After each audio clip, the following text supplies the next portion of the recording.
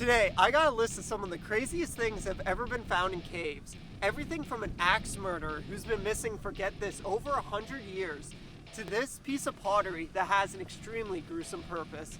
Oh yeah, and there's also this extremely crazy looking thing. But first, our trip has taken us to Paris, France, to the Paris Catacombs. So at the time of this recording, this channel only has 19 subscribers. And you know, plane tickets are pretty expensive and we're broke. But in the meantime, we got just enough money to do this. The year is 2004 in Paris, France.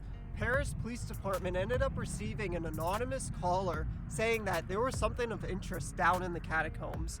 Upon further investigation and searching throughout the 1,000-year-old chambers located beneath the city, Paris police were astonished by what they found. They ended up finding that somebody set up a whole house below the city in the catacombs. This house was equipped with a bar, movie theater, and a full restaurant, including fully professionally installed wiring. Further investigation showed that whoever built this was there recently, like right before the police showed up recently. Though, after many years of investigation, the culprit was never found. Our next location takes us to Cheddar Caves in England. One day, while exploring the cave, a group of individuals ended up stumbling upon a body that was mummified. They contacted local authorities, who then came and collected the body, and after further investigation, ended up finding out that it was over 9,000 years old and was the body of a local hunter-gatherer in the area. Around this time, DNA evidence was also starting to become a thing and was becoming more popular and gaining traction, so they decided to see if anybody in the local area was related to this mummy that they found in the cave.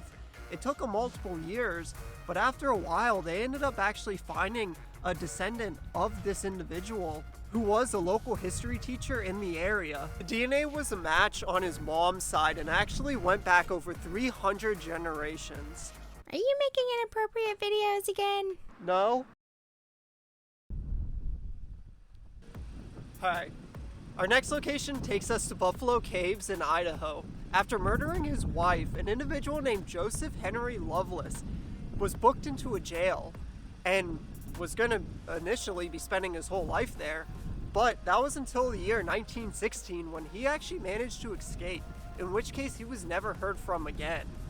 Fast forward to the year 1979, while exploring Buffalo Caves, a group of individuals ended up actually stumbling upon a body. This body had no head and no limbs, which was later found only a few feet away, buried underneath some dirt.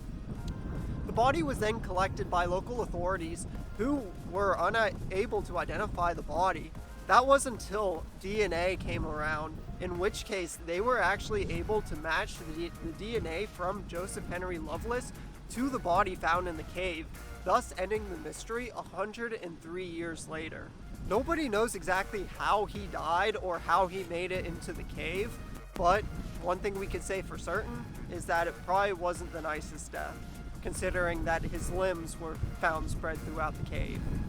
Our next location takes us to Egypt. While exploring some of the caves over there, researchers ended up finding this picture of an extremely horrified mummy of a person. A lot of speculation is around how this individual died and how they ended up in the caves in the first place, but it doesn't seem like they were exactly happy when they died. Scientists have tried to explain this away by saying that that was just the way that they were mummified, and that over the years, it actually caused the jaw to drop open from degradation of the body, thus giving the appearance of the mummy screaming while they died. Our next story takes us to England, back to England of all things, to explain what that piece of pottery was that was found in that cave. The piece of pottery actually was used by a group of early cannibal tribes who used to inhabit the area as a way of scalping and removing flesh off of a human head. The pottery was also used for drinking wine blood, which I'm gonna leave that up for you to figure out what that is. Is that too close?